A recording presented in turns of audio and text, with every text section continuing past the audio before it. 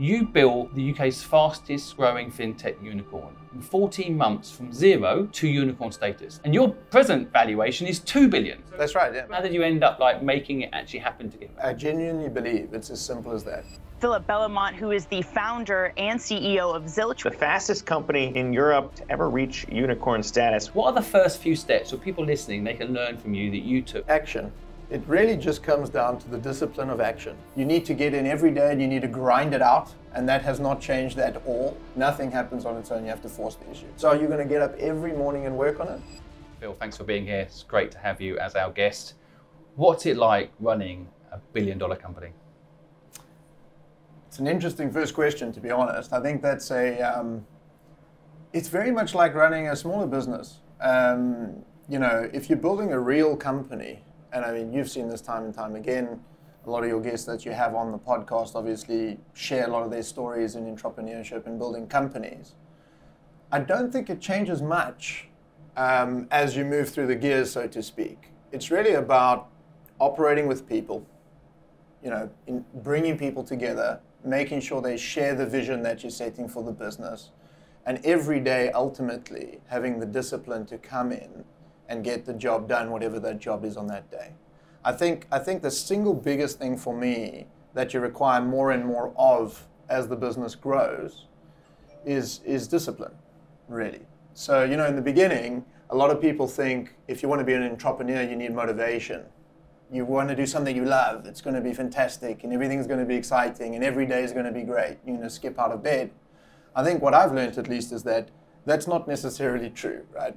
You really do need discipline, and particularly as the business grows. In the early days, discipline's really good in terms of getting out of bed and going to work and getting it done, even if everything's going against your plan. But that sort of has matured as we become a larger company now, and now it's about the discipline of how much time are we allocating for certain tasks, what's taking your time, who are you trusting around you to rather go and do those tasks. So for me, it feels like you need discipline across the piece. You need to get in every day and you need to grind it out, and that has not changed at all. But I think it certainly helps having a bigger team around you, more people that you can trust and depend and rely on. And that's certainly probably, I would say, the major thing that's changed between a small business and a big business. But outside of that, it's everything that everyone would expect. It's all the same day-to-day tasks. You really are just grinding things out day-to-day. Nothing happens on its own. You have to force the issue. Do you think the discipline point is something you've learned, or has it always been with you? I think for me, I've really grown up with that. I went straight from school to university. I went straight from university to starting my first company. I didn't take a gap year and go travel and do. I really have always been quite focused and intentional with what I want to go and do. And ultimately that was that for me, I've always wanted to build things. So my whole view wasn't I want to be an entrepreneur, but rather I see a lot of problems in the world day to day. And, I'm consistently thinking about how do I fix those problems? And then taking that and putting it into action. Of course, the problem is a lot of people have got great ideas. They do nothing about them. But for me, it was always a case of let me pick one problem and actually go do something about it.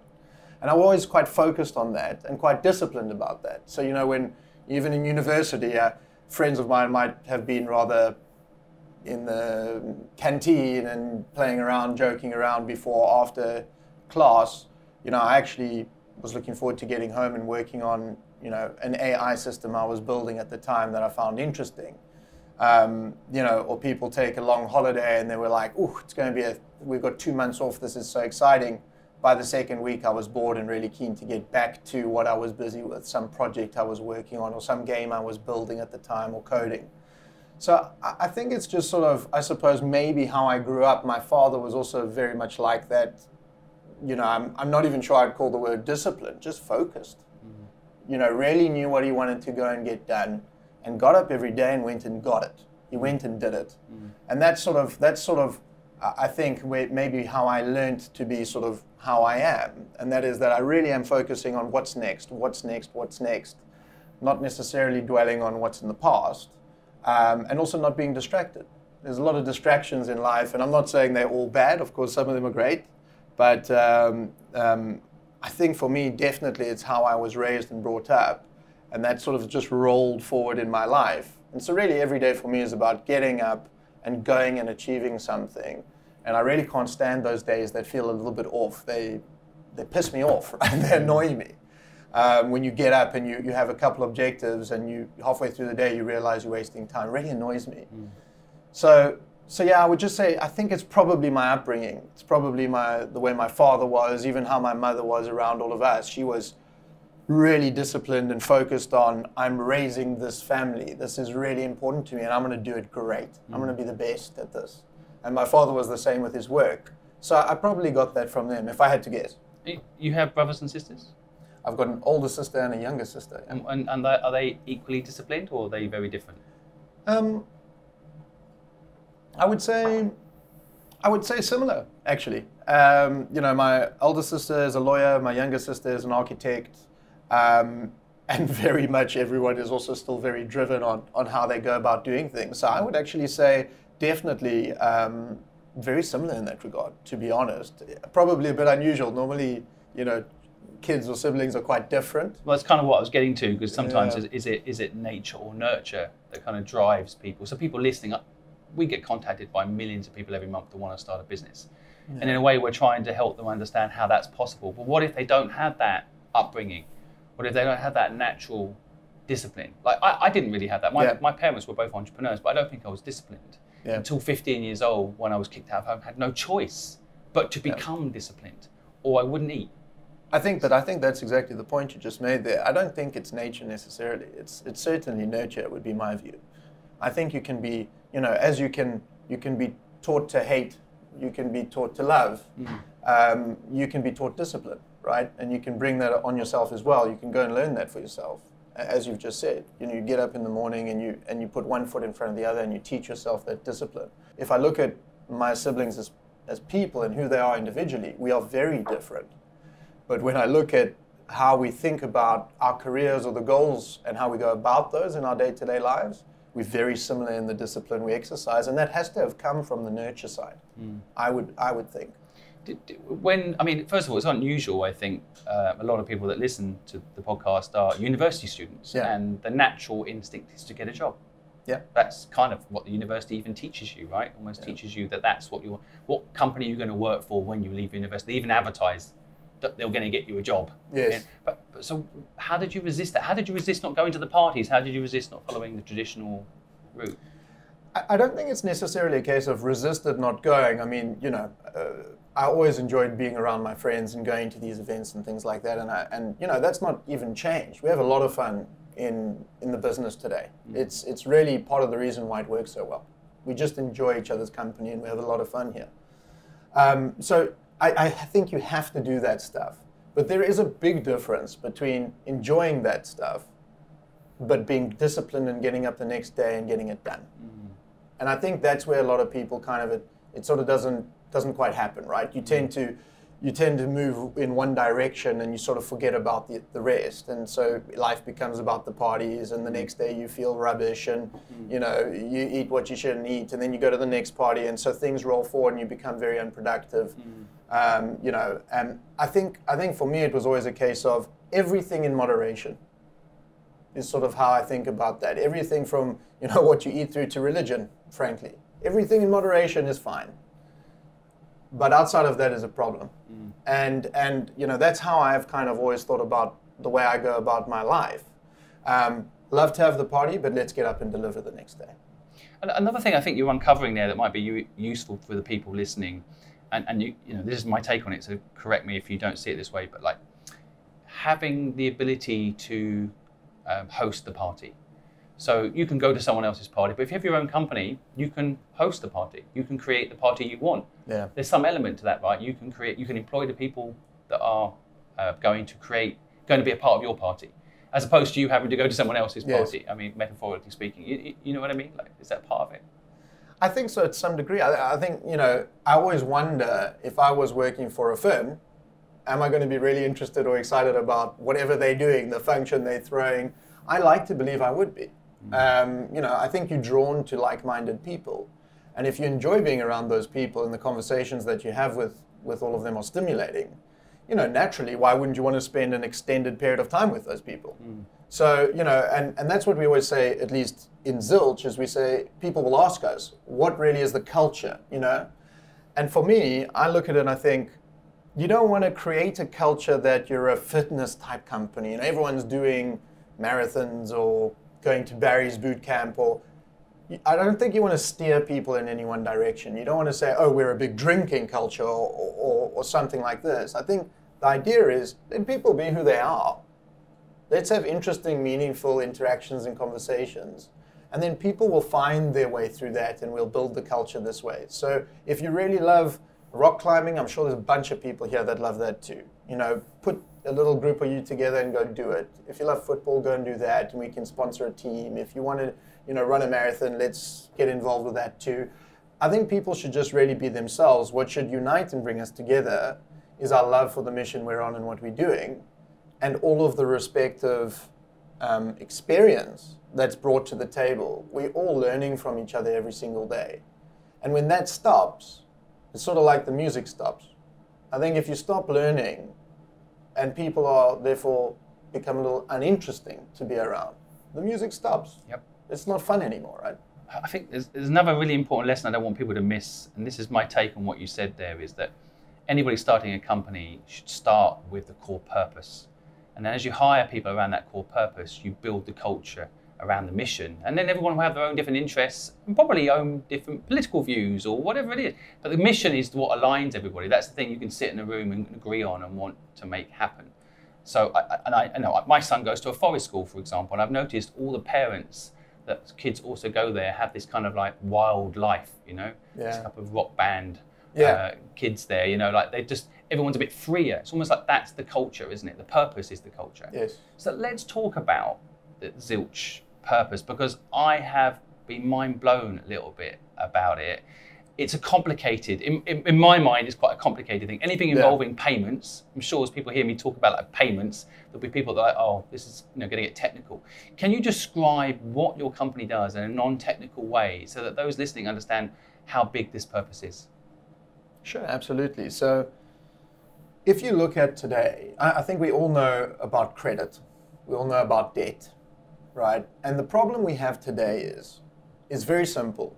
You have credit card companies, high-cost lenders, businesses like this, charging people billions every year in interest and fees to really facilitate them being able to defer the cost of something over time, right? And so if you actually look at the figures, you look across the US and the UK, basically consumers, we have put almost $1 trillion of debt onto credit cards, sitting on credit cards as we speak. And the problem is, these companies are charging us interest rates. So every month they're charging us a fee for that amount of money sitting on that card. And that equates to almost 150 billion every single year that we are paying in interest and fees to credit card companies. If you think about it, what are we paying for? It's going nowhere. Think what you could do with that money for the world, your family, your own personal situation, but it's going into nothing. Fresh air, right? A number that a company made up in 1950s. That's how ridiculous this is. And that became for us the big mission. How do you go and make that number zero?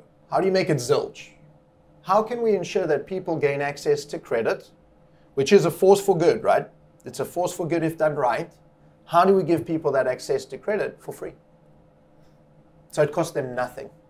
And that really was the mission. So ultimately, what that means, if you break it down and you think about it like this, all of us are going online and brands are paying Google and Facebook, TikTok, companies like this, billions in advertising to get in front of us and show us their products so that we hopefully want to buy something, right? You then pull out your credit card, if you have access to one, and you use your credit card to buy that item. And you end up paying billions every year to those credit card companies in fees and interest. By the time we finished with this podcast, another $20 million would have been paid in fees and interest, right? It's ridiculous. So people then end up paying billions to credit card companies to buy that item. The whole concept of Zilch is, how do we fix that? How do you let brands directly engage with you as a potential shopper And we take that ad revenue from that brand, and instead of giving it to Google or Facebook, we earn that revenue, and we use that to basically pay for the cost of credit for you on your behalf. So ultimately, think about this as the Googleization of payment, right? We're taking an ad model and applying it to credit and payments, which is pretty unique. This has never happened before. So if you think about it, search, how do you go and search and access Google for free? Well, they run ads on top and they use that revenue to cover their costs and to make a profit. But you get a very valuable service for free. How do you go and use social for free? Same thing, right? These ad models work. And actually, sometimes those ads are meaningful. They're interesting to us. Think about payments and credit. No one's ever done this before. Credit card companies just say, here's a piece of plastic, pay me fees, right? Online lenders, here's a loan, pay me lots of fees. Actually, banks, even in this country, here's an overdraft, pay me an exorbitant amount of fees, right? Ridiculous amount of fees. What we're doing is we're saying, here's a way for you to access credit, and you're going to pay zero for access to that credit. We're going to make it from the ad revenue that we can generate by taking you as a customer and introducing you to brands, and you go and buy their products. And brands will pay us for this. So plus, they get discount. This is the other thing that kind of blew my mind about the model, is that they also get discount on those products that you're introducing to. So if they're looking for your app recently, I can, as I'm looking, you can see that I can actually get discount, 3%, 5%. So instead of the fees going to the credit card companies, you're actually partly using as well to get a lower price for people on the products that are on your system. Exactly. So it's all about savings and then access to free credit. So if we're making advertising revenue each time our customers spend with us, with our product, we can use that revenue and pass it back to you as the customer, and you can choose. Would you like to use this to offset the cost of credit? So the credit's going to be free if you want to pay on credit for this transaction.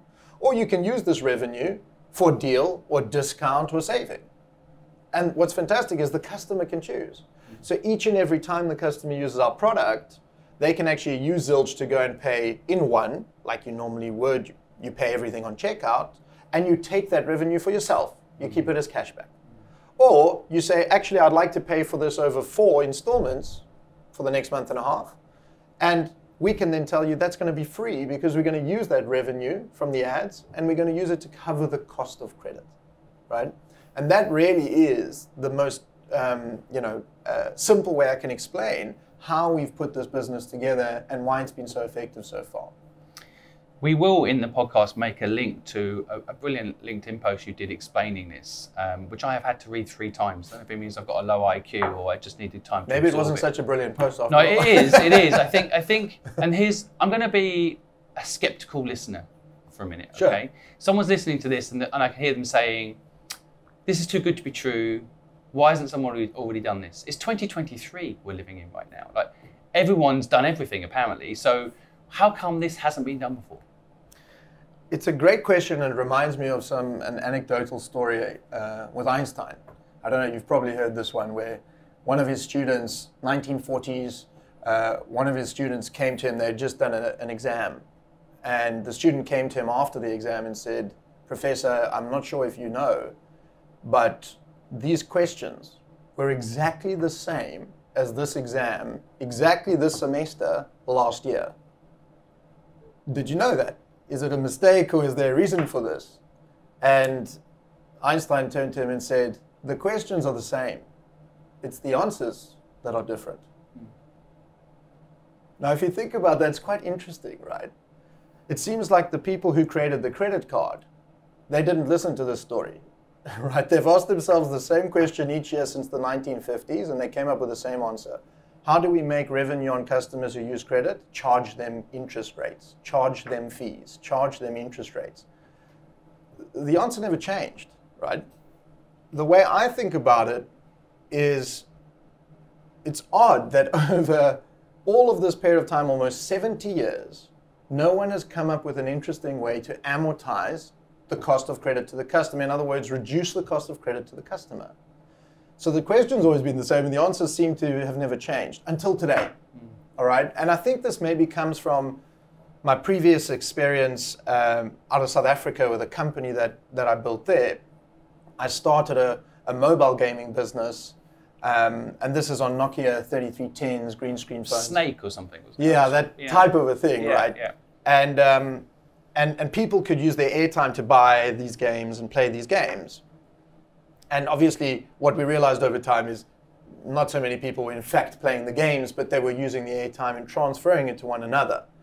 And what we then did is we realized that people were having to travel vast distances to buy this airtime on weekends. And they would spend this time away from family or friends. And it was airtime or prepaid electricity. You had to go somewhere physically to buy a voucher so that you could put it into your phone and you could get airtime or onto your electricity meter. And we wanted to look at solving this problem now with this new mobile tech we had built. Out of our failed gaming business, we had turned into this airtime vending company that we could transfer airtime from person to person.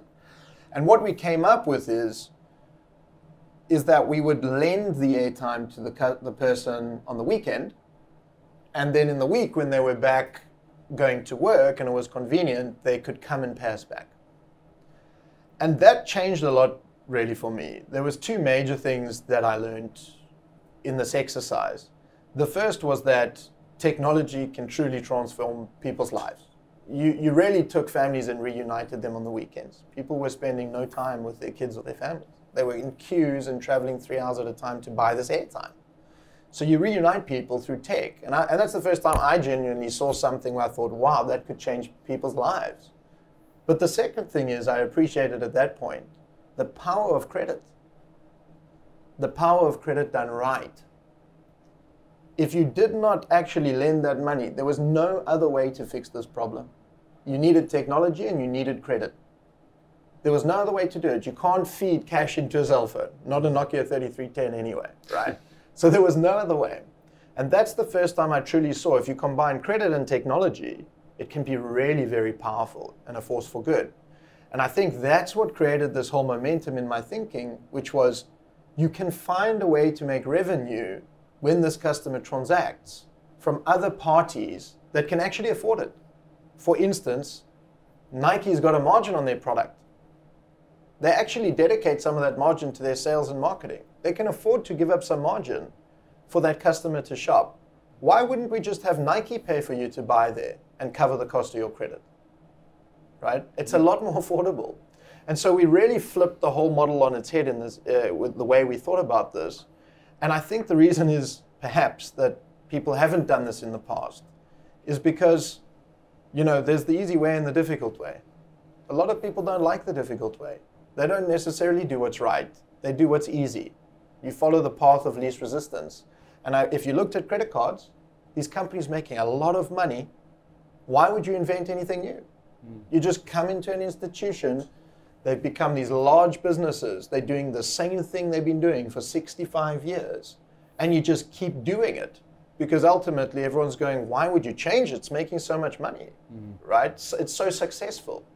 I think people are not bothering to stop, break things down to their component parts and say, can you rebuild this better? It's a great lesson right there. I mean, every business right now can be reinvented, in my opinion, around community, decentralization, purpose. You can redefine every business pretty much and probably knock them off their pedestal, however big they are. I have a natural personal distrust for the financial institutions. Like when I was younger, I was always sold that good debt was a good thing and bad debt was a bad thing. And my father died, unfortunately, managing a lot of good debt. So it wasn't very good as far as I was concerned. Yeah. I spent quite a lot of time understanding the history of the financial system, and a lot of sinister things pop up, like credit cards. Originally, when they were designed around this concept, it's a debt card. And they did this whole market research and realized that debt was a negative word. So they called it credit cards. Yeah. To fool people into thinking it's a positive thing to have this card that would cost you every month a lot of money to manage. And so I guess when entering into this space, there's a couple of things, I'm not a conspiracy theorist, but I do like to follow the money to see what motivates people. Yeah. If you're changing the industry and potentially threatening $1 trillion business, are you looking over your shoulder when you're walking around the streets of London? I mean, have you seen Bank of Dave? Have you seen the Netflix? They did try and take him down, right? I mean, they did. It's fact, they've been prosecuted. The institution did try and take him down, and all he wanted to do was help small businesses. Well, to Joking be honest, aside, do you sometimes... we have recently, actually, we had our head of communications walk outside and someone did try and take his phone and watch, but I think that was different. Yeah, I'm not sure. we so, you know. But but it happens, you know, like this is the way, you know, it happens. I mean, is it something you think about? And yeah. And I would love to hear your, you know, if that's something that really goes through your mind. But the other thing is like, taking it back to like people listening to this idea, they might just think you're a genius and you made it happen. How did you make it actually happen? Okay, so the first question, I mean, I would say large institutions will absolutely make moves to try to obviously kill what's going on or copy it and take advantage of it. And you're seeing this happen, so the answer is in the market already. You're seeing it happen across the board. A number of major banks in the UK, the US and elsewhere have announced they're going to be moving now into this, what they call BNPL space. Right. No, it doesn't sound as sexy as Zilch. No, exactly, right? It doesn't. I don't know if it's NatWest Pay Later something or other. So the moral of the story is that they absolutely will do their best to ensure that they can go and by virtue of trying to compete with you, kill what you're doing. I think the problem a little bit though is, so the short answer is, I don't think whether or not they're going to come after us personally, I'm not convinced of that, but certainly from a business perspective, they are already doing it. How can they go and capitalize on what's interesting to the customer? The problem a little bit with the way these institutions think is, again, they haven't understood the problem. They haven't broken it down to its component parts. They are copying something. And by virtue of doing that, you can ask them any question 2 levels deep, and they can't give you the answer. They don't actually understand how you've put this thing together. So when anyone ever said to us, oh, you really need to worry because, you know, maybe someone would copy this, my view has always been, if you can do what we spend all day, all night, every weekend, for more than 3 years doing and still have a lot to do, and you can do it better than us and faster than us, you deserve it. Good for you. Right. Which, by the way, is a really good point for people listening. Like, you can have an idea and you can share it. I actually had an idea and rang up the competition, the company that could do it best, and they hung up on me. They can't do it. They can't do it most of the time. Share your ideas with everyone. Yeah, it doesn't make a difference. A lot of people come to you and, oh, you know, I've got this great idea, but I don't want to tell anyone about it. If you tell no one, you will never do anything about it, and all it will ever be is an idea, right? And if one person might copy you, the 10 people you shared it with, 9 will help you make it happen, but one might copy you if they've got the money, if they've got the time, and like you said, if they've got the deep enough knowledge about the thing you're actually talking about, which is very rare. I completely agree with you. I mean, I see a lot of friends even of mine will say, oh, you know, I've got this idea, and it's almost no one wants to share it because everyone thinks. It's amazing, actually, when you think about it. It's so difficult to build a company. It is so challenging. It's so hard. Every day there's something that goes wrong. Every single day, right? It's so difficult. And if you really think about it, how many successful entrepreneurs are there? What is the rate of failure of startups? It's massive. It's huge, 90+%, right? It's very difficult. We all know that. Yet, when we have an idea, we believe now that everyone we tell is a super entrepreneur in hiding. They're just waiting for the idea and they're going to be tremendously successful.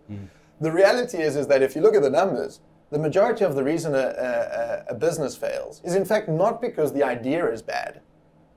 It's normally because you do not find a way to fund it. You obviously execute poorly. You don't have the right team. And then there's a component of, okay, no one needs miniature dog hotels for, from the Four Seasons. It's a bad example. Okay, that was a poor idea. Fine. But that's only 20-odd% of the reason why startups fail. So when we come up with an interesting idea, we don't want to tell anyone, which means we don't get any better at thinking about the idea and rolling it forward. And at the same time, it's because we're convinced that they're going to be a runaway success with our idea. It's just not true. So, you know, in my view, the same thing you just said, it's interesting. For me, I always do the same thing. If I come up with an idea, I like to speak to people who know more about that space than I do. What you subsequently learn is they don't know very much about the space. Yeah. But all they need to know is 3% more than you to sound like an expert. Yeah. So. And I go to them first. I go, here, what do you think of this, right? And actually, that's largely how you start putting this together. If I look at Zilch, it's a very similar approach. You know, my co-founder, it was similar. I was sitting with him and we were having a drink. Actually, I think it was a hot chocolate. And we're just talking about what we're busy with. And it wasn't that, at the time, he wasn't my co-founder. And he's, serial entrepreneur, really capable guy. He could easily have run off with an idea that I came up with. But he's one of the first people I thought, let me chat to him about it. And he had a whole lot of views to it. And that's really how we decided, wow, this thing could actually be something. Let's go and tackle it. So, so many things there I don't want the audience to miss, by the way. One of the things I think is so true is that if you want to raise money or get help for your business, don't go ask someone for money, ask someone for help. Right? Yeah. If you ask someone for money, they'll give you advice. Yeah. If you go ask someone for help, they'll give you money. Yes. And so your partner there, your co-founder, I feel like did you instantly walk away with let's do 50-50? How did you end up making it actually happen together? It was actually a lot like that. So, co-founders are quite hard to come by. It's difficult. Actually, in my first business, I started the business and was on my own. And only when we started to look at expanding into the rest of Africa, I met someone who was actually the CEO of Windhoek in Namibia. His name is Martin Shipanga. And he came to me to say, I love this. Look at all the work I've done on it. I've thought about it. He's not even in the business. He doesn't even know who I am. And we sat down and had lunch and he spoke to me about it. And he said, but if we did this a bit here and that, what do you think? And that was actually a natural sort of segue into a partnership. Really, he became the co-founder for our business in Africa for me. And it happened naturally that way. Yeah, that's another misunderstanding people have, by the way. They sometimes think that you have to start the business with someone at the same time for them to become a co-founder, which is not true. Of course, yeah. Yeah, all my colleagues in this room right now, recording this podcast, have become my co-founder after a year or so of me starting the business already. I started it, but I can't make it work without them, right? So a lot of people misunderstand that. But how did you do it originally? So with Sean, so with Sean O'Connor, my co-founder here at Zilch, it was almost a similar approach. So we met each other. I moved to the UK about 8 years back, and he was almost one of the first people I met when I arrived here. So he had a business he was looking at doing a deal around, and at the time I was still with my previous company. We had listed the business on NASDAQ, and so we always looked at mergers and acquisitions. And that's actually how I met him. Someone introduced him to me because he was looking to do a deal for this company of his. And I passed on the deal. So that's what's interesting. We had the conversation. I looked at it and I said, I don't like it. And you would have thought that's where it would have ended. Mm. But again, he had the frame of mind to not take that as a personal insult, learn from it.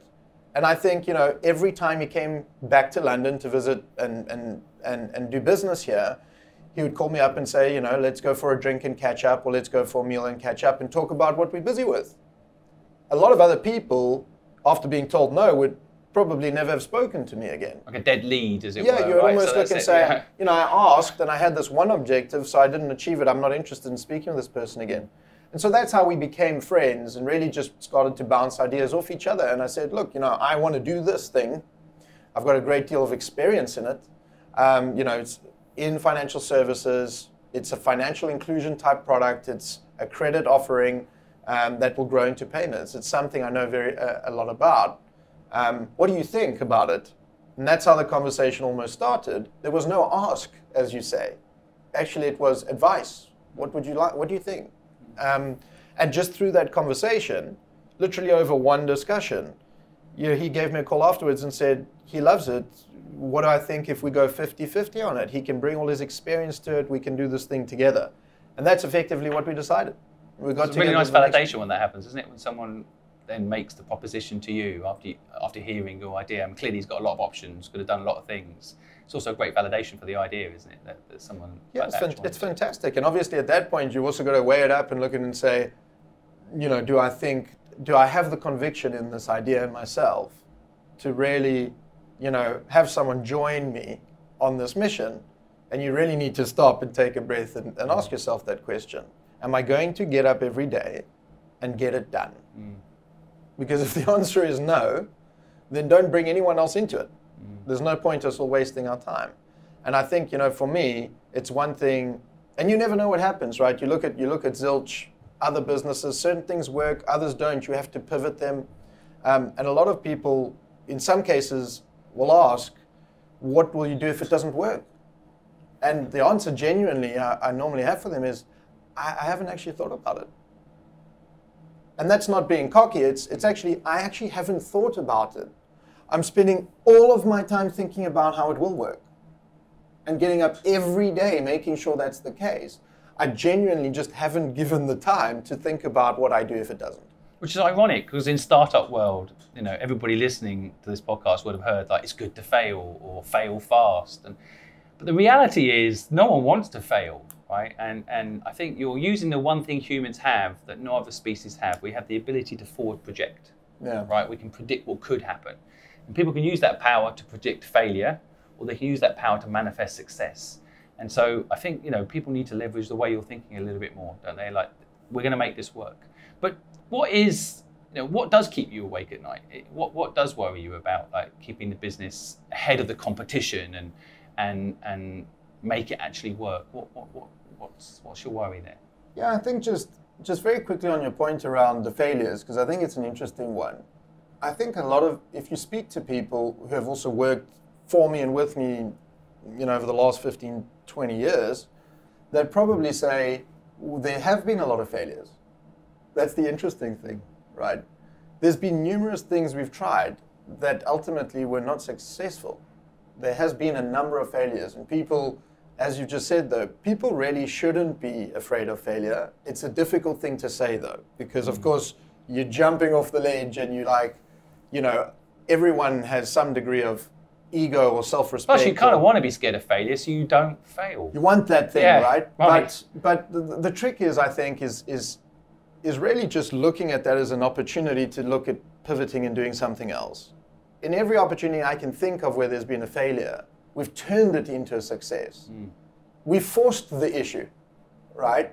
And so I don't think it's that you should be scared of failure and expect you'll never fail. I don't think that's ever going to happen. Things are going to fail all the time. Look at some of the biggest businesses in the world. Amazon's phone, for instance, that they launched, complete and utter disaster and failure. Oh, right? Jeff Bezos was famous for saying, I've had a couple of billion-dollar failures that, you know, if I hadn't had the main company, wouldn't work. Yeah, that created a trillions of dollar business. Right. And that's the same thing I genuinely believe for me is that, you know, I think it's just how hard you work at making it a success. If you really look at it, when I started, the mobile gaming thing was always a month or two away from being an absolute failure. It was like, are we going to have our investor put any more money in to accept that we still need to go another month, 2, 3, to start realizing is there revenue, are people going to be using this thing? It was always the case. And ultimately, you know, I didn't get up every day looking at it going, it's failing, it's going to fail. Really, it was about getting up every day and going, what can we see in this that's working? What can we do with it? And it wasn't even a conscious big move where we all sat and said, we're now doing this. It was from one day to the next, look at this airtime thing, people are transferring it, let's work on that. And you busy yourself with making it happen so that you forget about the fact that it could fail. Well, the other big revelation in your story, I think, that might be useful for people listening is that in that failure, I believe you discovered the concept of purpose in business and tech. So you realized that using tech meant that people didn't have to be hours or days away from their family getting their airtime, and you suddenly realized how powerful purpose and tech could be. And let's face it, Zilch wouldn't exist today if you hadn't had that failure, right? That's 100% right. Sometimes I actually speak to some of my previous, you know, friends and colleagues from the last company, and we joke about it a little bit and say, what if the games thing actually worked? Yeah. Right, how would life look today? Because I would never have gone into payments, never have gone into financial services and technology, actually.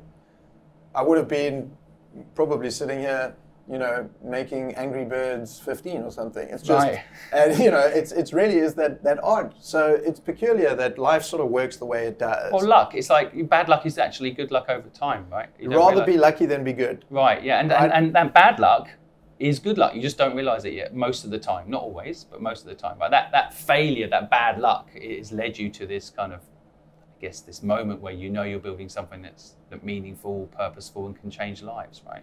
Absolutely. And so it's just, that's the point, I think. It's just focus on what you can take from it, learn from it, and move to something else. And continue to build, continue to push through it. I think that's the most important thing.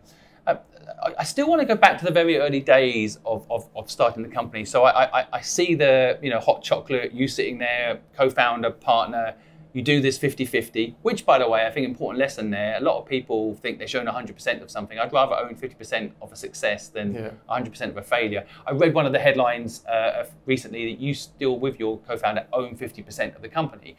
And to some people, it's like, well, you've lost 50%. But actually, you've built such a valuable company that, of course, it doesn't matter the percentage, actually. Yeah. It matters the value you bring to society and, of course, the value of the business. A lot of people miss that. So giving 50% up to your co-founder so the business is successful is a smart move, right? If you held 100% and it wasn't as successful, what's the point of that? But more importantly, I think when you're starting out, especially with a business this complicated, what are the first few steps for people listening they can learn from you that you took? So that co-founder for me is one of them. What else? Action. It really just comes down to the discipline of action. So in my case, because this is a second business, it was easier, right? And that is a big deal.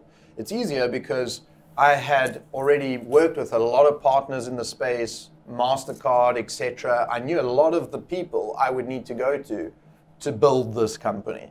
And that made things very much easier than the first business. So I think the answer is a bit different if you think about the first business versus Zilch. In Zilch's case, really it was, how do we just get on with it? So, it's that normal scrappy start. Let's not all sit here and talk about the business card and the logo and it must be beautiful and go on GoDaddy.com and think we're adding value every day because we're looking for domain names that aren't taken, which, by the way, is a favorite pastime of mine, but anyhow. Yeah, me too. It's a hobby, isn't it? It's like, I'm going to come up with a name, and it kind of, for me, the brand is always how I formulate how this is going to feel for customers. So it's an important part of that. But, fill your day up with things that just move the dial tremendously and really take the action and take it to people. If you phone and they don't answer, phone again. If they don't want to take the meeting, go and see them, right? Oh, hi, I'm here. They're like, oh, why are you here? It's okay, I'll tell you, right? I think you've got to force the issue in the beginning. You really need to take some considered action. So what we did is, our skill sets are quite complementary in that I'd built a business operationally like this before. I knew the partners. On Sean's side, it was more a case of he had raised a lot of funding before. He understood the market, particularly in the UK, and this network of high net worth, ultra high net worth family offices, and how that could look, and the story we might need to paint on the investor side. So I knew the story we need to paint for a consumer and how the business needs to look and what component parts make it up. And on his side, of course, he had this other area of focus and experience. And so off we went, and everyone was busy every single day. And what's fantastic is when you meet someone, it's hard, but that's like-minded, is as driven, but has got complementary skill sets, that's when the real magic happens. And every single day, you can dovetail off each other's energy.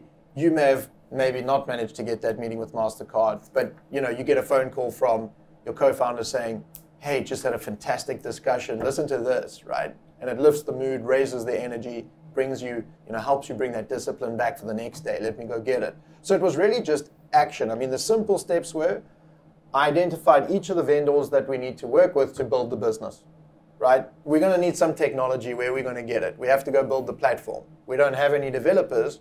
Let's start there. And go and start researching online and phoning people up. Who did you use for your tech? Who did you use for your tech? Who built your platform, right? And you start hearing, oh, we built it. Eventually, people start getting to the answer. Oh, no, actually, it was this small business. They're great. Go meet them.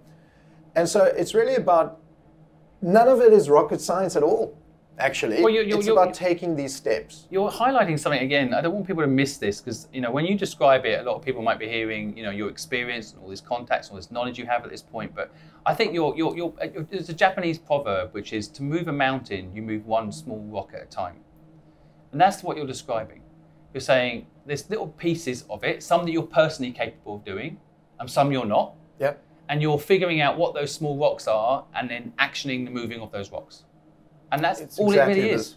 Right? And that's all it is. I mean, I find by the way, though, I just want people listening to realize you built the UK's fastest growing fintech unicorn in 14 months from zero to unicorn status. I mean, a valuation of $1 billion, people don't quite understand what $1 billion is sometimes. I think it's $1 a second. You'd run out of money if you had $1 million. We're talking pounds in this case, but We run out of $1 million in 14 days. $1 a second for 32 years before you'd run out if you had $1 billion. Right? $1 billion is a lot. Yeah. And your present valuation is $2 billion. So that's right. Yeah. But you know, I guess, you know, I want people to not miss this, that you lined up all the bits that you knew that you personally could do. So someone listening right now has things they can do, and then you figured out the bits you didn't have. Tech, which is for a tech company quite crazy, right? Most people are like, you need to have a CTO, but you found out who was building this technology and brought them in, and then you brought a co-founder in to do the finance, which is the bit you probably knew, but you couldn't do it, so you brought someone else in. And away you go. 14 months later, you built a $0 to $1 billion company. It's genuinely, I genuinely believe it's as simple as that. If I feel like anything in life, go and take a SpaceX rocket, break it down to its component parts. It's just people, like you and I, who are sitting there screwing this bit into that bit. Right. Okay. Anything in life, I have to say, it might sound a little underwhelming. Look at a beautiful bridge and, oh my, how did they get it there?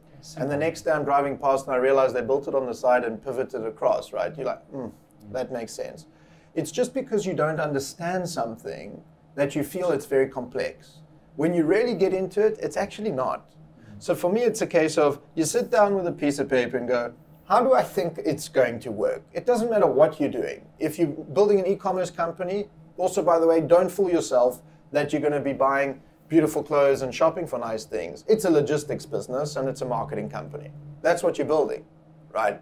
So you've got to write that down on a piece of paper and you've got to say, okay, I have to have the store and I have to have clothes, and how am I going to get the sizes because I need one of each size? How am I going to hold the stock? Where am I going to get the money to hold the stock? You just start really writing down everything in your business that you think you're going to need. And it's quite obvious stuff. Oh, I guess I'm going to need to deliver those clothes to someone. What courier am I going to use? How am I going to pick and pack the items? And you just start to go through them. Now you have a nice list of everything that you at least are aware of that's necessary. Pick one and do it. Every single day, you do one. And don't stop until it's done. Don't accept that it wasn't completed today. It needs to be done. And that sort of, I feel like, was a great formula to really get this thing going as fast as we could. And even though I say I knew a lot of people in the space and had a number of contacts, what was interesting is all of the people around me in my previous company were in South Africa. So actually in the UK, a lot of the vendors and people that I would have relied on, I actually didn't know. So I knew what I needed, at least that helped. I knew at least what I needed. But I didn't necessarily know everyone here from all the vendors here in the UK. I almost had to start from scratch. And what you find is, that's what these people do. They're actually waiting to sell you something. They wish you would call them. Sometimes you think, oh, yeah, I don't want to call because they're going to think it's a bad idea, or they're going to say, why would we do that for you? They're literally in the sales team. It is their job. You've just made it easier, right? And I think when I remind myself of that sometimes, it also helps. It's like, I don't know if I want to call because what are they going to say? Or, you know, what they're going to say is, thank you very much. And you should have that conviction. I believe they're going to say, thank you very much. You've just done their job for them. You just brought them a lead, right? So I think it was just doggedly going and getting things scratched off the list. And then it starts to come together. And obviously, once it starts to come together is when the real shit hits the fan, so to speak, because it now starts coming together and you realize, actually, that doesn't really work. That's when things get more interesting. Now you're really into that mode of, what do we do? Does that kill the product as we envisaged it? Or does that mean pivot to something? Or does that mean it can be fixed? That's where the real, the real thinking starts to happen. But by that point, hopefully, you've built up a bit of a team around you, even if that's a co-founder or one other person or the vendor helping you build it. And you're starting to get more support. And that all helps because they can bring their experience to the table and you can make a decision or try to figure something out.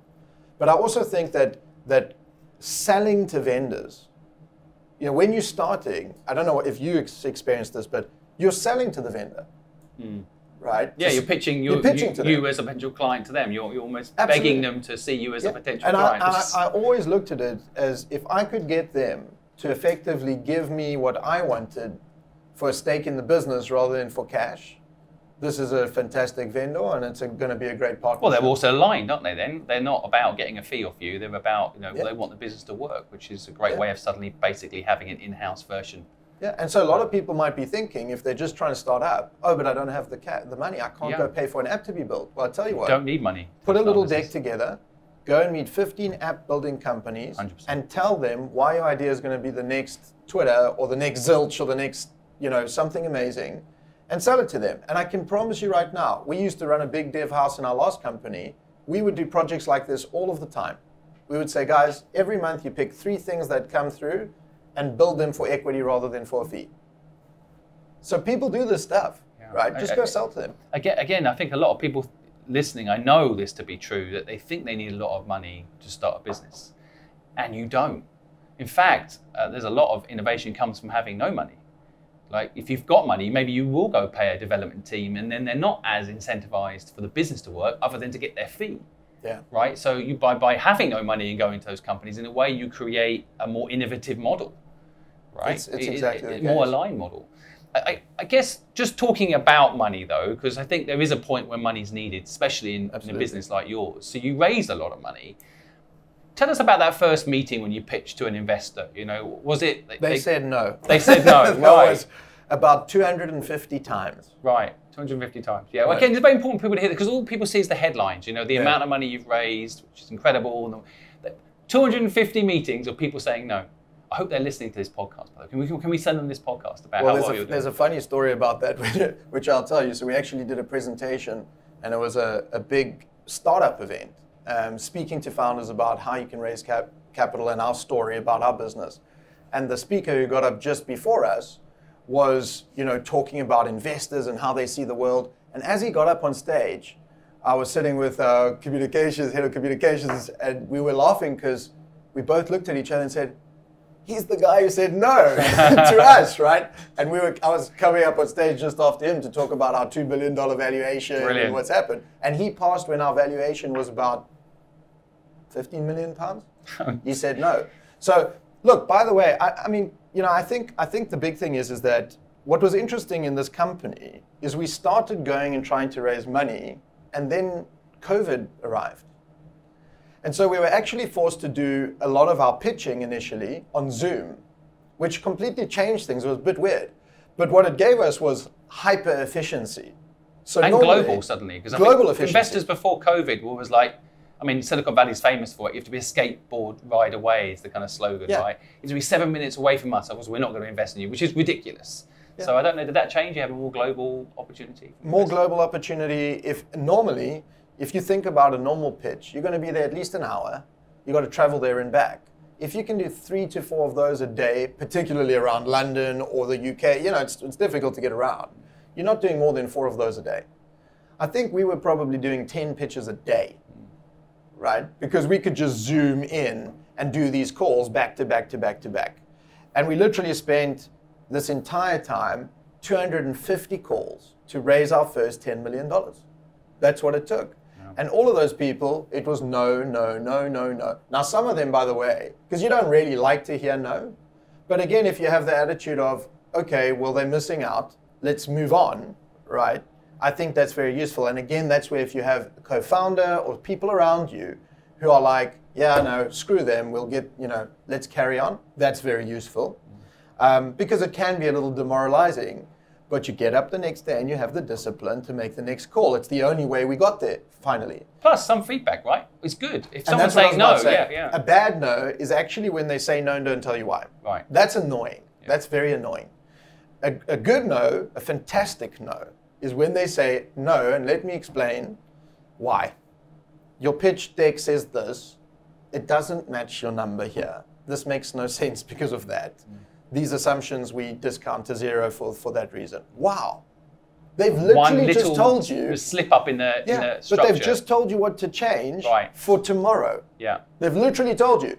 Now, it's amazing how many founders don't want to hear it. Right. Oh, they said, no, screw them. I'm not talking, I don't want to chat to them, whatever. Right? They don't get my vision. It's all we tried to do. They would eventually get annoyed with us. They're like, we said no. We're like, we know that. We're not phoning to get a yes. We're phoning to ask why. Yes. Right? And that was probably the most powerful thing we did. With each pitch, we could tweak what we were saying in the pitch, because we never really used the deck either. That's something maybe a lot of people don't know. Zilch has never produced a pitch deck, right? And I think the main reason for that is The problem with pitch decks are, we've all seen them. They all look the same. Everyone downloads the thing from the internet, tell people the problem, then tell them the solution, then tell them the TAM.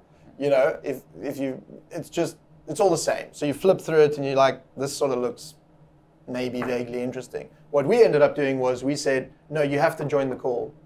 We're going to tell you what we're doing, right? So we knew it so well we could tell you. We could sit down and rattle it off. Every number, every projection, every metric in the company, right? In other words, you're going to learn today that we know our business better than you ever will. I love this, by the way. You never really hear what companies have actually done to raise the money that they're raising. A lot of people listening have been told a million times by a million people selling courses that have never actually raised money that you need to do a deck. I mean, right? we actually hearing from the horse's mouth, you telling us, I totally get it as well, because it's much more real coming from you. And even when I'm listening to you describe the business today, I'm excited. You know, if I had the money, and by the way, a lot of these people don't actually have the money. There's a lot of time wasters. They'll say no, they haven't raised the fund yet, or they don't even have it. They just want to hear. Well, they're followers. Yeah. Beware the follower. Yeah. That's the one thing I would also say. Actually, ask a few questions before you take that meeting from the investor. Are you a following investor? And what I mean by that, if people don't know what I mean by that, and might be valuable to listeners, is that a lot of investors are maybe people or family offices or even institutions that have either made money or collected money, but recognize that they are not good investors, okay? And that's fair, that's okay. So what they do is, they'll say to you, I think the idea is great, but I need a lead investor to do the due diligence on you and basically tell me that it's great. Right. So if you get a lead investor who are professional investors, in other words, they can back themselves, they can look at your idea and go, I'm going to invest, I'll follow them in. So what you end up with is a whole bunch of, I'll do 2 million, I'll do 1 million, I'll do 500K, I'll do 50K, but I'll follow in. So go get yourself a lead. So what you really want in the beginning is to either be speaking with principals, in other words, people who have made the money themselves, that are not going to get fired because they make the wrong decision. It's their money. That's the best person to speak to in the beginning. It's their money, they like what you do, they decide and they do it. If you go to institutions, the first thing is, are you a follower? If you are, I'm not meeting with you. What's the point? Right. You're going to have to meet with leads or people who can make the decision, the principals that have the actual money, entrepreneurs themselves or whatever, where they can go, I like it, here's the check. So for us, what we didn't do is we didn't do decks. We knew everything about the business. And what that does, it certainly did for us, is it gives you confidence. Because you sit down, doesn't matter if you're sitting down with someone who might invest 50 grand, or for instance, we sat with Goldman Sachs, who's written us 150 million debt line into the company. It actually didn't matter. We were going there that day to educate them, whoever they were. They were going to learn something that day from us. Because no one knows it like we know it. And that was probably the most important thing. So no deck, and what we ended up doing is actually investment memorandums. So we started to produce an investment memorandum rather, because what we learned is you actually have to do a lot of these people's job for them. Right, make it easy for them to sign. Make it easy for them, right? So that's another thing people don't realize, that you do the contract, you do all the paperwork. Do it. And then it's ready for people to sign. And we had it. So we actually had a nice system going, and my co-founder was responsible for setting actually a lot of this machine up. I have to give him the credit for this. He had a well-oiled machine set up, DocuSign. If you want to invest, here are the articles, here's the contract, click and sign. It comes to us, we sign, and off we go. Yep. Bang, bang, bang, bang, bang, right? And it's done. And that is exactly as you've put it. Let people do the minimum amount of thinking as they possibly can. Everyone's busy with their own lives. Plus, there is an impulse in people. When they hear and they believe, people want to sign. You leave it a week. And changes. It's principles of sales, really, right? You've got to be on it. But I guess the other thing that's really fascinating about this is, if you peel back, like, who was your lead investor? So we've had numerous over. I mean, at the moment, we've obviously got more than 70 investors in the business. So we never had a lead. That was the point, right? We always went out and said, let's go and write the investment memorandum ourselves. In other words, we will build the investment thesis ourselves. We will go write the investment memorandum as though we are leading. Because that's normally, like you said, normally it's one lead investor and then everyone flows in. That's what everyone's told is the system. Yes. So that is the system. Right. If you go for venture capital money Right. or institutional capital, in the UK, we are very fortunate in the UK. You have a huge amount of high net or ultra high net worth capital. In other words, private individuals who have made a lot of money doing their thing. Often entrepreneurs themselves that get the road. Mostly, all entrepreneurs. They started an eye surgery company and expanded it to 200 branches and sold it to the NHS. This is a good example of one of our very first investors, by the way. Really wealthy individual who did phenomenally, was an entrepreneur, understands the pain, understands the grind, gets it. And by the way, it's his money. He can make a decision. He writes the check, and he doesn't go, I might lose my job, was that the right decision? He goes, I back this business and these people, I like it. So we started, the way we avoided this issue is we started with ultra high net and high net worth individuals rather than venture capital firms. Now, by the way, I'm not saying that's always the best idea, but for our business, this worked very well because we had people buy into the vision of what we were doing and could join us on the journey. They didn't say, I'll follow. Right? I think people listening again, like maybe people don't need to raise money, but if they do, I see it as raising money around the purpose as well, because a lot of the funds, they have to get out in 4 years. Yeah. Right. So how long will this take to disrupt a market that has been incumbent since the 50s? Hard to know, isn't it? If you have an investment fund, there is an argument that they will need to get out in 4 years. I interviewed James, who's the founder of Brewdog, and he's a controversial guy. And one of the things that he said to me that really stuck with me, and I wanted to see what you thought of this, was about when he had controversy around him as the CEO, there was not one single person in the founder investment base that wanted him to leave. They believed in him. They knew his heart was in the business. They knew his heart was true. So all the negative press around him was bullshit. They knew it. He got the right investors. His investors were actually the people that drink his beer. Yeah. Right? People that understood why that beer was different, why it was disrupting the big poisonous incumbents, right? Yeah. And I feel like you're saying the same in a way. You're saying get those people in that understand the journey, that are in it for as long as it takes to disrupt the market, right? I think to a large degree that's right. Different businesses need different things, right? And I certainly wouldn't say there's just a one-fits-all approach.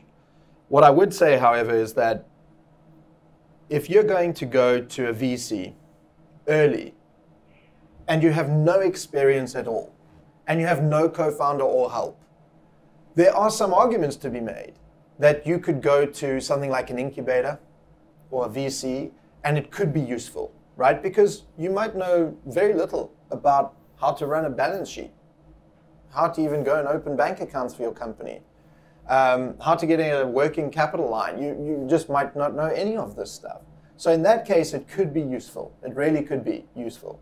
But I would say incubators are almost more useful than VCs. So again, if you don't know what those are, go Google incubators in the UK. There's a lot of them, right?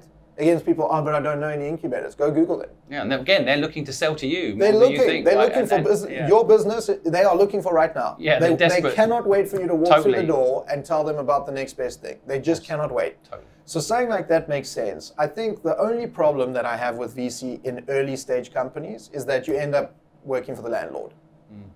That's the problem. Yeah. You're going to end up working for that VC company because they do come in, they obviously take risk, but they typically take a lot of control in the business. And that is something that is obviously a concern. Incubators, by the way, is a little bit different to that. Yeah, and these days, the incubators, all sorts of different types of incubators. I mean, if you want a corporate relationship, some great corporate accelerators where you literally sit with the corporation and get a chance to work with them when you perhaps wouldn't easily get an intro to them. So it's just getting in there for that, not even raising capital. You get one client can be enough, right? Sometimes you don't need to raise sales, money. distribution. Totally. So I think that could be very useful. It is, I guess, off camera before we started the podcast, we talked a little bit about work-life balance. And I know you're very passionate about helping people right now, in particular in the economic situation that we're in, particularly in the UK. People are in trouble, caught in debt cycles. And I know you're passionate about making sure there's not There's not one more person while we're sitting in this podcast that goes into debt that you can help them get out of debt. So how do you sleep? How are you getting work-life balance? How does your life play in a business like this that's so purposeful? I'd be interested to hear what you say about that and how you do it. But for me, I'm fortunate in a sense that I've been with my wife for 17 years. So basically, when I started my first business, she was there. So she's sort of seen the ups and downs of entrepreneurial life since I started, really. So the good news is I have a partner with me that understands how this goes. It's key, I think. And it's really key. It really is key. You know, if there's something in the business that's worrying me, yeah, I'll lose some sleep over it, of course. But I know I come in the next day, and hopefully I've got fantastic people around me as well. We can come in and actually have some fun and figure it out. If something at home is not so right, that bothers me. That distracts me. So having that partner that also understands it's going to be great and it's going to be really bad and it's going to oscillate between those on an ongoing basis. It really is, right? And you know this firsthand. Any entrepreneur will know this. You know, you could be on the highest highs and you can be on the lowest lows because you're the one that has to carry the can. You got to come in and take the responsibility. So I think that has helped, and having her on all of the journey with me has definitely helped, because over the years she's learned that there's no such thing as holiday.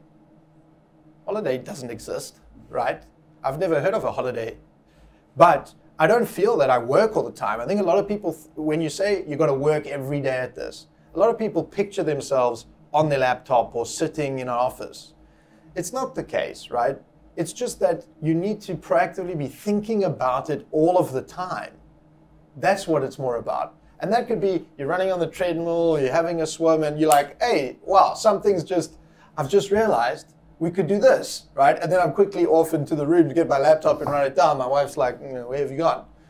And I think it's just, so for me, I don't get the balance. I think today we struggle a little bit with this. It's a difficult topic, right? Because mental health's become a lot more visible. We all get it a bit more than we used to. I don't think anyone really understood this. But I do think that people have to just calibrate their expectations a little bit. You can't have it all and not put in the effort and the graft. It's just not possible. Something's got to give. And for me, I think really, I spend most of every day of my life thinking about the business. Really, right? So when you think about balance, I find that is a tricky thing. Now we have our son. He's brought a lot more balance, if you could call it that, because of course he doesn't care. Yeah, you can't explain to him the mission. He just wants his daddy's time. He wants to see the magic trick, and it doesn't matter if your laptop's open, he's seeing it now. So he's brought me more balance, I think. I genuinely have to say. I think maybe having kids has changed that a little bit for me as well. So he's brought me more of that. But even so, you can be working and thinking about a problem or solution while you're on the beach or while you're with your family. You can take that call that's important for an hour while you're standing by the pool and your wife and son are swimming. You really can. I don't buy the concept of, oh, I'm on holiday, don't phone me, I don't take my laptop. That's okay. I don't believe that you can truly be very successful if that's going to be your attitude, right? And I also think the other important thing I need to say is that a lot of people talk about, I want to do what I love, or you got to do a lot of what you hate so that over time you can spend more and more time doing what you love. So true. So true. I'd love to break it into a formula for people, and I've interviewed over 200 super successful people like yourself, and the translation is kind of like the foundation is so important. I've seen businesses fail because the person who's running the business has the wrong partner. I mean, talking about relationship partner. Yeah.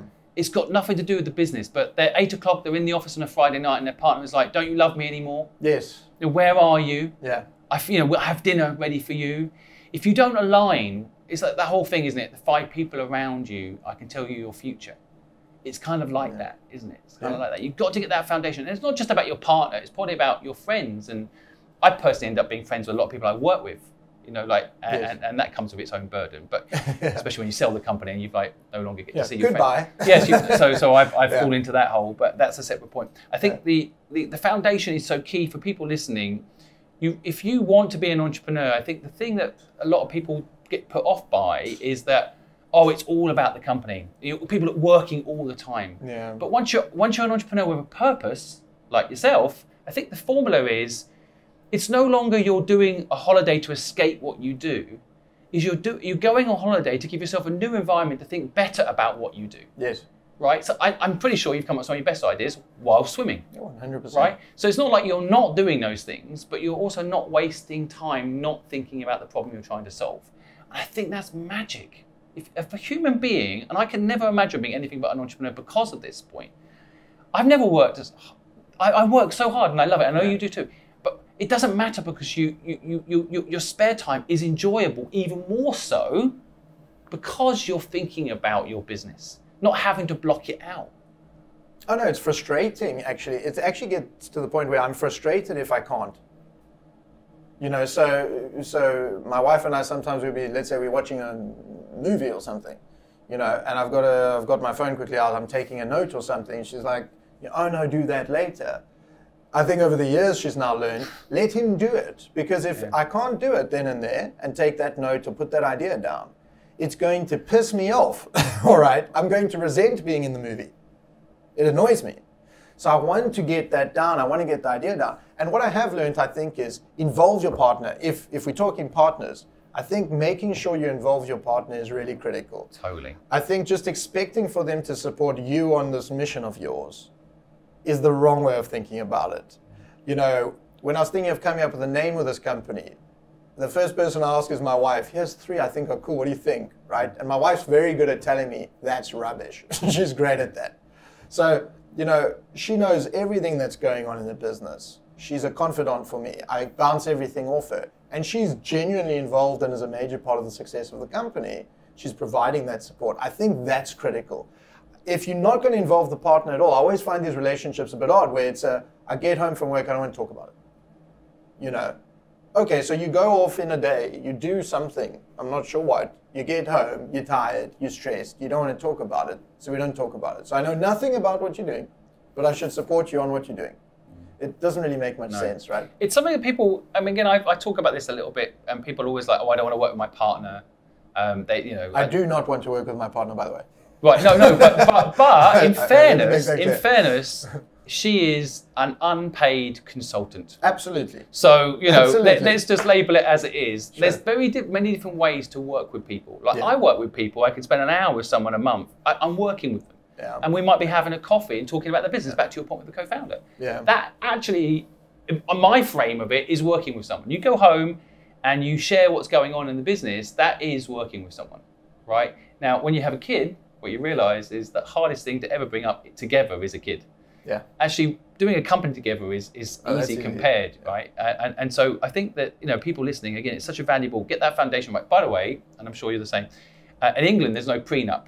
Yeah. So you can't do a prenup in England. And so you basically agree a partnership, no contract, no real, you know, deliverables, right? Yeah. Most important deal of your life, there is no contract. And by the way, aren't they the best deals you can ever do in life? Absolutely. But like you say, I think it just is fascinating to see the dynamic change when you have this group of people around you. You know, it might start, you're on your own. How does that look? And things are different versus you have a partner, maybe kids are change the game again. And how do you just weave that into the common mission? And the common mission is we are all have an aspiration to build this thing. And lots of people have got different reasons for that. But we all must agree what those reasons are, and that's our aspiration. And together, we'll go and play our roles in that. And I think that's what's valuable. Well, how are you playing your role to either, you know, to support your partner and vice versa in the bigger mission, right? And I think getting that balance right is tough. It's difficult, but if you can get that right, it's a flywheel that drives everything else. At least it does for me. And it drives far more productivity in the company that I'm busy with at the time. If that's falling apart, and that's where I think it sort of speaks a bit to discipline as well. If all of that's very chaotic, you know, for me, I kind of have this thing with people in the business. Sometimes you get noisy people. You know, people who just, it doesn't matter if it's positive or negative, but they're noisy. You hear their name a lot come up at the office. There's always oh, they're them again, and they're noisy. I don't like noise. And I'm a bit like that I've always been like that in relationships too. If you're creating a lot of noise, I don't like it. We don't need to be extreme, you know what I mean? Yep. I want stable, I want stability. And it's the same in the company. If I'm hearing a name too often, whether it's always very, very positive, but rah, rah, rah, rah, or negative, I really don't like people like that in the firm. This is called the 6 and 7 rule, right? This is, I don't know where I stole this from, accidentally. I can't remember where I've got this from, but this is called the 6 and 7 rule. You heard of this before? No, I haven't. So it's a really important point, actually, people listening to translate, because noise can be a bit subjective. What does that mean? Yeah. And tell me if this is the right interpretation of what you're saying. In your life or in business, it's easier to frame it. If you bring someone in and they're rubbish, they're all 1 and 2. You know they're rubbish. They know they're rubbish. Yeah. They're not happy. They're not in the right job. They got into the wrong place. They're not happy. They're not happy. Easy to say, let's call it a day. Right? Easy. Yeah. On the other end, you've got the 9s and 10s, the people that are just awesome. You know they're awesome. They know they're awesome. It just all works. And then there's the 6, 7, and 8s. Okay. Now these are the people that you're like, shit, they could be a 9 and 10 one day if they got their head down, if they understood the purpose a bit better, you know, if. But they never become 9s and 10s. And the problem is, if you keep 6, 7, and 8s in your life, the 9s and 10s leave, and then you're left with an average life and an average company. I agree completely. I mean, you know, the one term we use inside our business is, it's a bit different from 6, 7, 8s. It's called the brilliant. The brilliant. The brilliant. Brilliant. I think we'll have to bleep that out. But yeah, right. And that's what it is in this business that we say we will never accept. It's that person that all of us have worked with before. It's that person that's brilliant at what they do. She or he is so great at what they do. You hang on to them because you're like, how could we be without them, right? Yeah. They're so good. But they step all over everybody. They're not a team player. They ruin the culture. No one likes them, no one wants to work with them, and no one wants to work for them. It's those people that really are a big problem. They're an interesting demographic because, like you say, they're brilliant. I think in a small company, they can be quite good. But in a bigger company, in that very early stage, they can be amazing. They can be transformational. They work because you have to deal with it, and then you got to get rid of them immediately. But I do think that you know, when you think about people, I just think that anything that basically creates static, that's what I mean by this noise thing. What's distracting you in your life, right? And whether that is on the personal side, it's like, but I like to go out with my friends and have drinks and whatever. But you realize you got to stop and go, yeah, but you're hungover quite a bit of the time. You're unproductive in that time, right? Is that static? Is that noisy? Is that creating noise? If you can't have that conversation with them, it's even worse. Yeah. But that's what I think that's what people have to do and look at themselves and go, what in my life is creating noise and distraction? What are those things? And then have the discipline to just say, just get rid of them.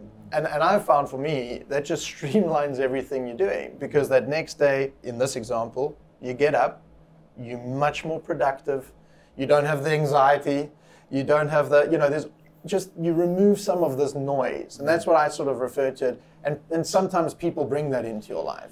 They've always got a drama. Each time they call you, it's a thing, and you know, and you're like, I like to just cut that out. And that's both personally and in the company. It's great advice. The only exception to this rule, and I'm thinking as you're saying it, is I've got a 5-year-old who's very noisy. Oh yeah, no, look. And I cannot fire him. And I cannot really have a conversation. Actually, interestingly though, so my son, if I rang him up right now and asked him the mission of my business, he'd be able to say it. That's fantastic. And so I am actually spending time training him. He's training me too. I'm learning a lot from him. Back to your point what you were saying earlier, it's actually very good, isn't it? Sometimes if you live with that tension, you've got no choice but to live with that tension, you both grow, right? So I'm learning to just sit and play Lego and not think about business all the time, although I have my notepad by my side just in case. Exactly. But equally at the same time, he'll let me go and do my whatever, because he knows what I'm doing is important, right? So you have to work at those. But you know, I love the advice for general life outside of your children. I think general life it's really really children, important. No rules. There's no rules. You can't pick them. They pick you. The wrecking ball comes in and they just, you know, it's just it's the most fantastic distraction. Yeah, it's an interesting challenge because all the rules kind of go out the window. But I love the business so much of what you're doing. It resonates with me because, you know, I want to bring education to people for free, and I work with brands to pay for it too. And I think it's not rocket science, and it's not mainstream, and it should be. So I really resonate with the way that you're doing things. When I listen to your life and the discipline, is there any regrets that you have? I would say probably one thing that I would say, there's always regrets. I mean, we've all got a number of those, I would say. Probably one thing that I could definitely look back on and say, I could do this better. And even in my businesses, we could do this better. So is some of that discipline means that you perhaps don't quite stop to celebrate the wins, right? I think about when I sold my first business, I don't even think we went for dinner, right? You just roll forward. What's next? What are we going to do next? It's like when we raised our first capital here, we spoke about it, but we're like, guys, let's deliver, right? But now you've got to do the work. Now we've got to do the work. Yeah. When we reached 2 billion, a lot of firms raise money and reach a 2 billion valuation. They would have gone out and rented a big venue and done a story. We just had some drinks here at the office. And we came in the next day, we get back to it. Let's go deliver, right? And I think maybe some of that discipline, in some cases, maybe tweak it down a little bit and take a breath and take a moment to appreciate how far you've come.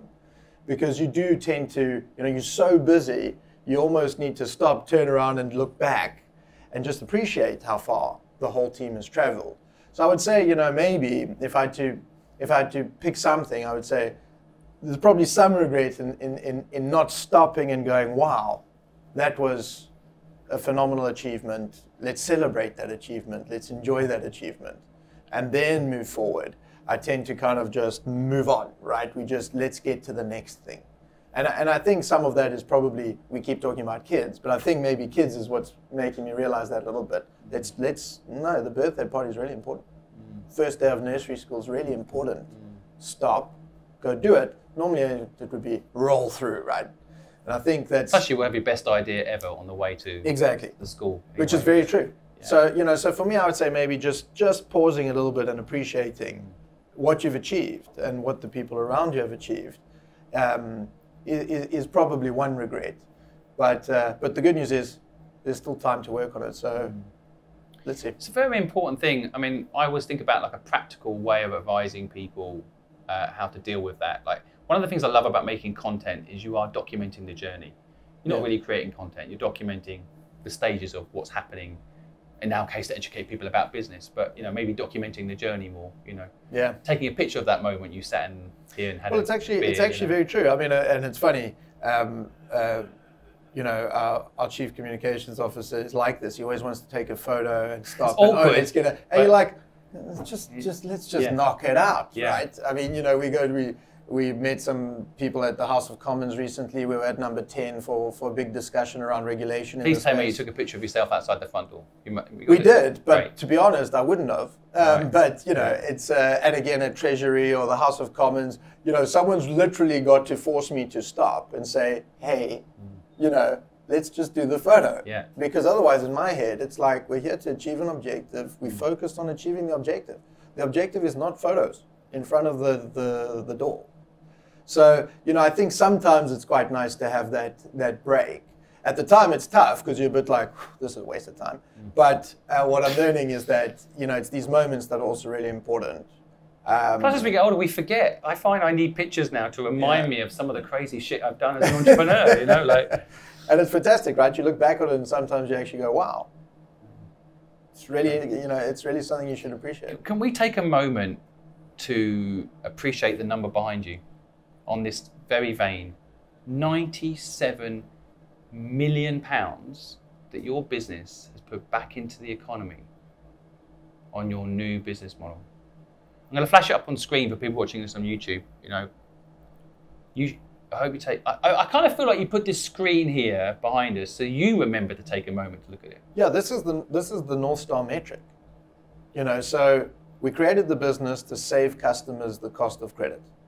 The whole mission really of the company is to eradicate high-cost credit once and for all, right?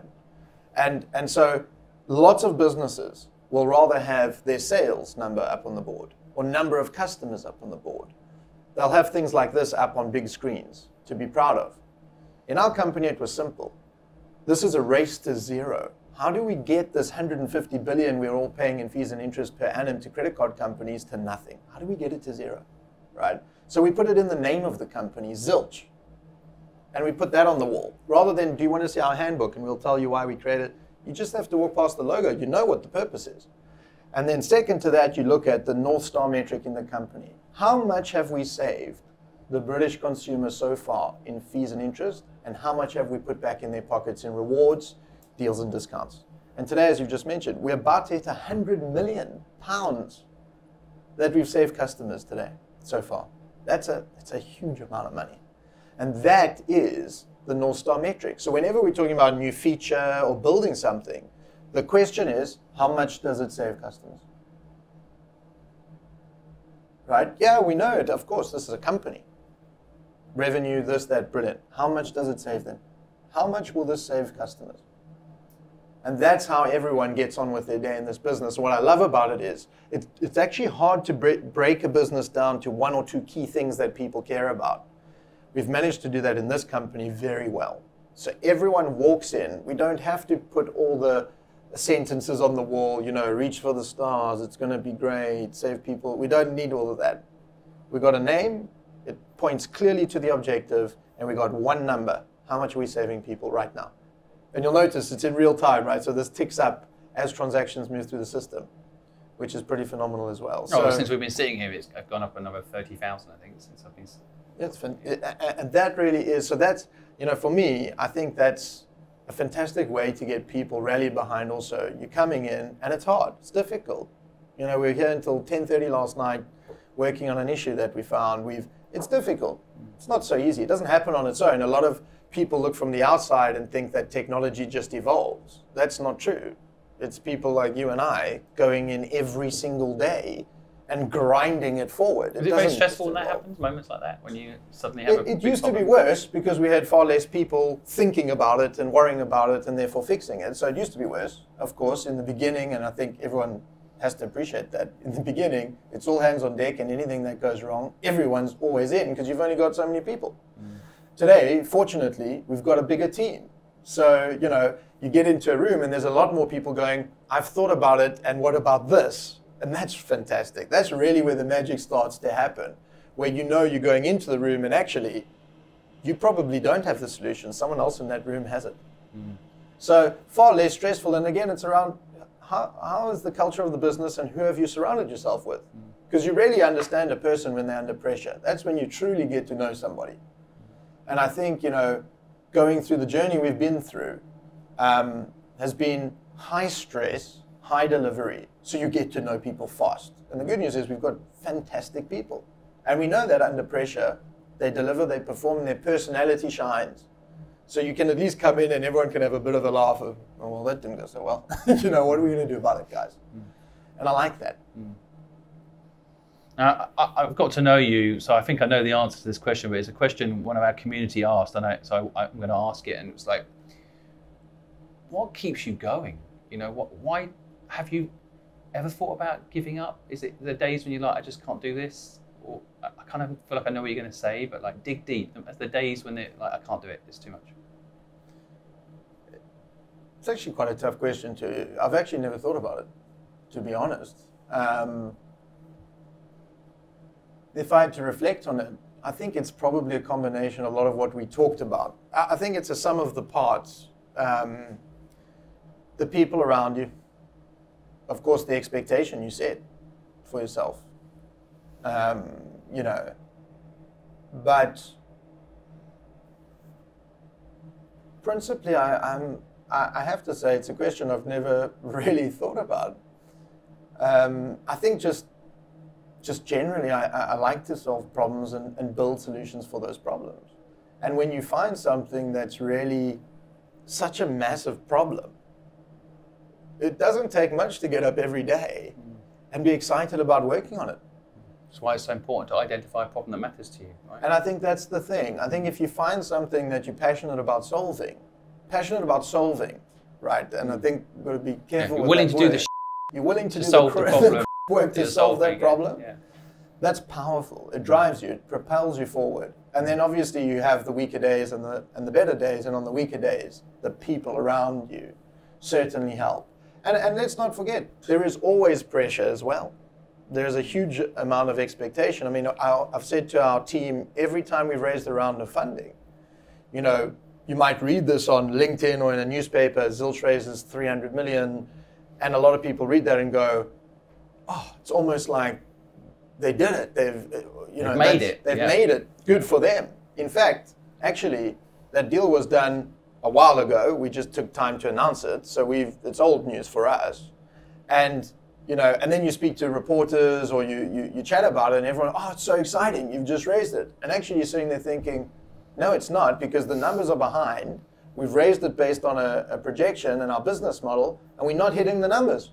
And we're going to have to sit here all night tonight and the entire weekend to figure it out, because we've now got 50 new investors who want us to deliver.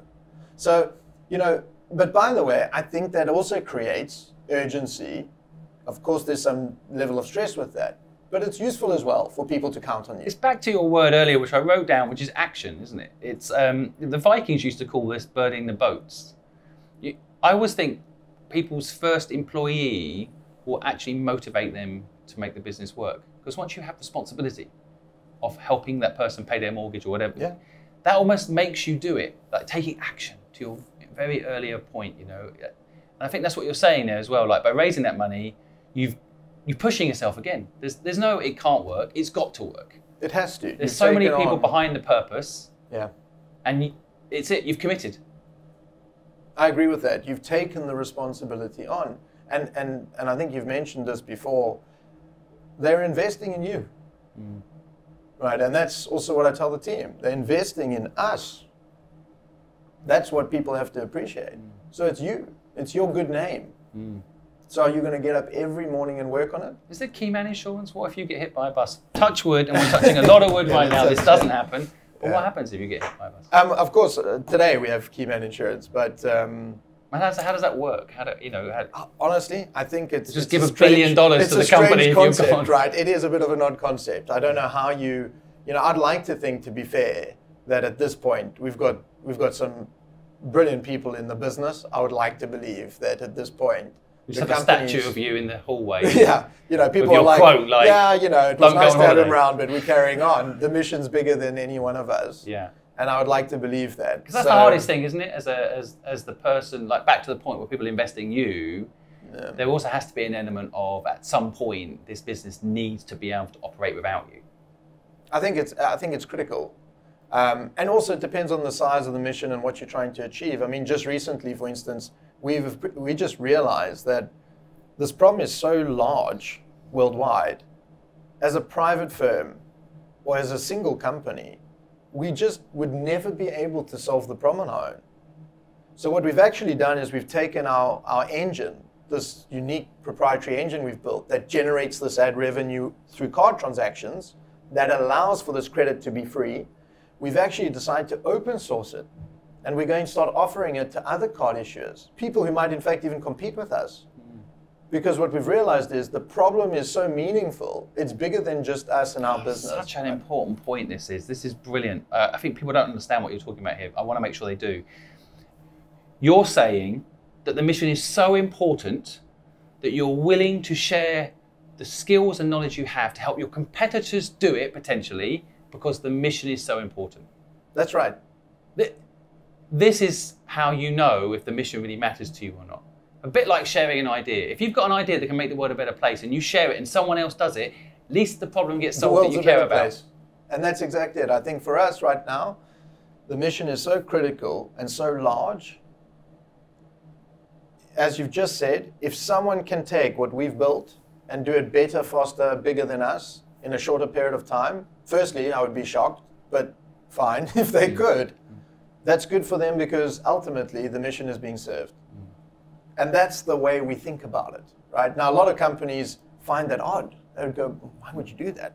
That doesn't make any sense. I was looking through the comments when you unveiled the curtain, I guess, behind your ad model, and people are like, wow, you've just given the secret formula away to your competitors, and exactly. So they don't understand, how important it is to and it's that model off of that white paper was when we made the decision, let's open source it. Right. And I think that is just something people don't expect, they don't understand. And off the back of that, we've already had a number of institutions saying, how do we plug into this thing and make this work? It's really exciting. If you think about it, if we could build the framework through which other firms could go and help solve this problem worldwide, wouldn't that be more success than building Zilch into a $4 billion company? Which I've got a feeling it will be, and more. So I guess wrapping up, because I know you've got a company to run, so we better let you go. I guess the final question I have for you, I feel like you discovered purpose, maybe when it was in the gaming business and you saw what difference it made. But can you pinpoint kind of the age that you think you first understood the concept of purpose in business?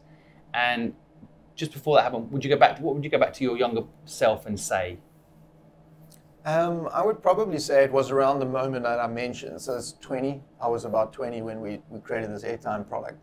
You're 20 years old when you discovered the concept of purpose in business. Yeah, that's when we started. It's pretty young, actually. I didn't discover it until I was mid-30s, but yeah. Yeah, and it's just by virtue of the fact, as I say, that I went to school, went to university, thought of the idea, left immediately, and built the idea and launched it. I didn't really take any time in between or do something else in between.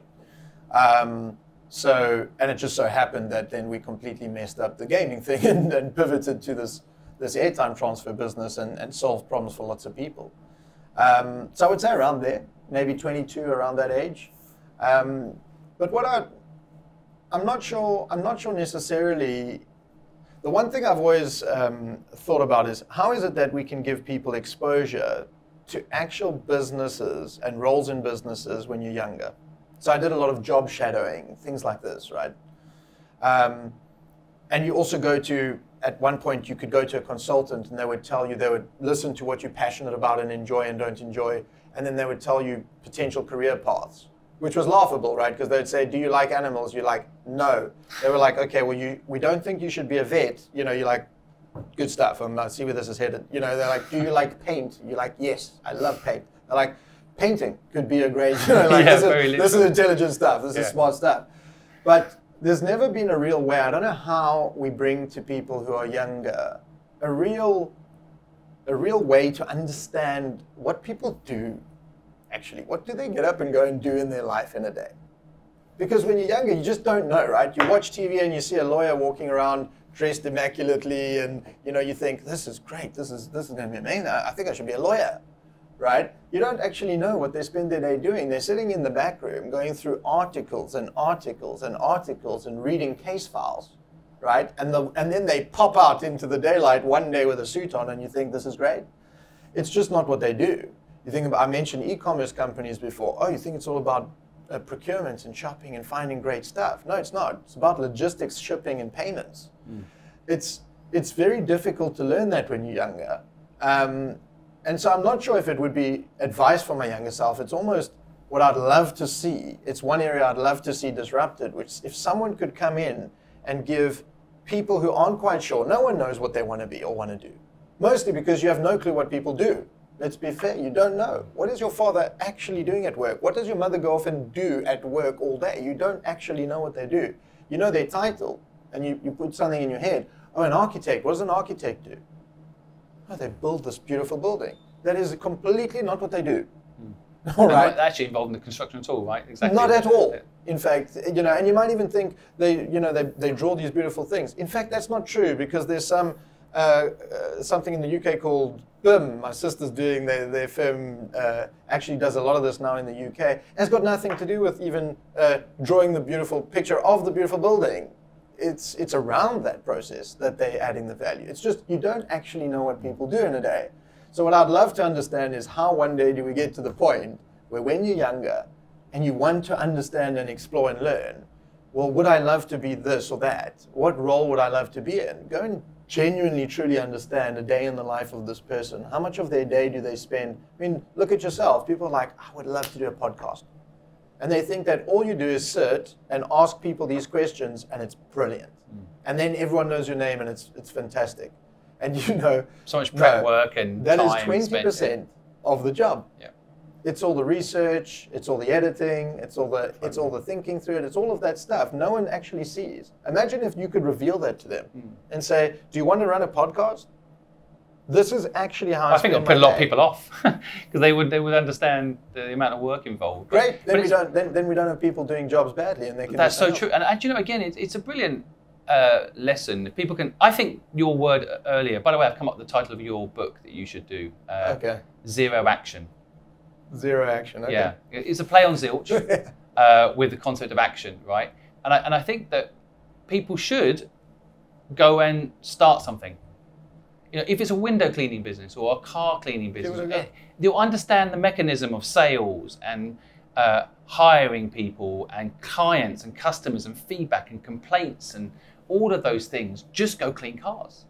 You know, I like that. And sales is probably the most important thing. Totally. And it's a dirty word for some reason, but I don't. It's called marketing now, isn't it? It's much nicer. I think sales is, you know, my co-founder's got 3 sons, and he always says to me, he's told all of his boys, if you can learn to sell, you can be anything you want to be, right? Yeah. And I think back to my first company, and I said to my father, I want to do this thing, and he said, yeah, you need to go and get someone to invest in the business. And it was the best lesson I learned, because you had to go and sell. You had to convince somebody else in the world to believe in you and to part with their hard-earned money. And I think even if your business doesn't need capital, you don't need to raise capital, I would actually say it's a great exercise to go and do it. You don't hand the keys over. You're not going to raise and give up the business. But to get someone else, some other human that's busy with their life, to stop and listen and buy into you and take their hard-earned money and give you some of it. That's a massive skill. And even if it goes on to fail, what a great lesson. The it's process a massive skill. Who isn't right to invest. We're always selling, right? It doesn't matter what we do, we're always selling. I think it's massive. I have an issue with university, so you know, sometimes I wish people spent that 4 years going out there and traveling. Because one of the things, I mean, without going back on stuff, but you know, one of the things I think in your history, which is interesting, is you've operated in other markets. Like I opened an office in Africa. It was mind blowing to me how the banking system there is almost non-existent. No one trusts the banks out there. In fairness to the UK, people do tend to trust the banks here for regulation and all that. And what's interesting when you go to somewhere like Africa is that people are, like you said earlier, going on Nokia phones and transferring money to each other. That's what you created. Now that wouldn't easily happen in the UK because people have a bank. They have online banking. Yeah. But you learn how no infrastructure, building something from scratch, that then people use, and you realize that, hey, actually in the UK, people should be able to transfer money instantly between their phones, right?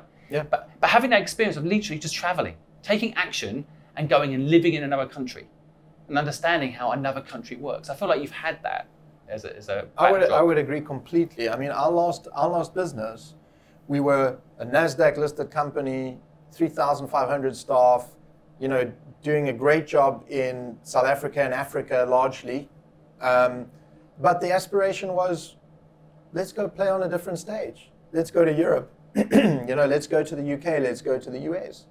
And fundamentally, you know, I think the direction of travel was, from the board was, it's a great business and can continue to be a great business in developing economies. So, you know, really we all disagree. And at that point you have a choice.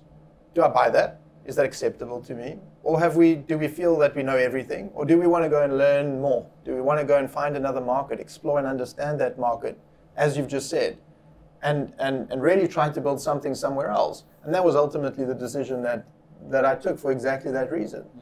And it's been, you know, a fantastic experience because everything is different. A lot of people think a lot of countries are similar. Of course, people point out language or culture as differences, but there's so much more to it. So many more subtleties to it that are fantastic lessons to learn. But I think coming back to the point we started on, sales is such a critical thing. Totally. Phil, I want to thank you for taking so much time to share your knowledge with us today. Anyone listening, I just want to say this might have suddenly sounded like an advert for Zilch because I love it personally so much. It's not an advert. You haven't paid us. I love what you're doing. That's why we're here. I do want to say to everybody listening, there is a link below. They should go and click the link of Zilch for 2 reasons. 1, it will help them manage their money better.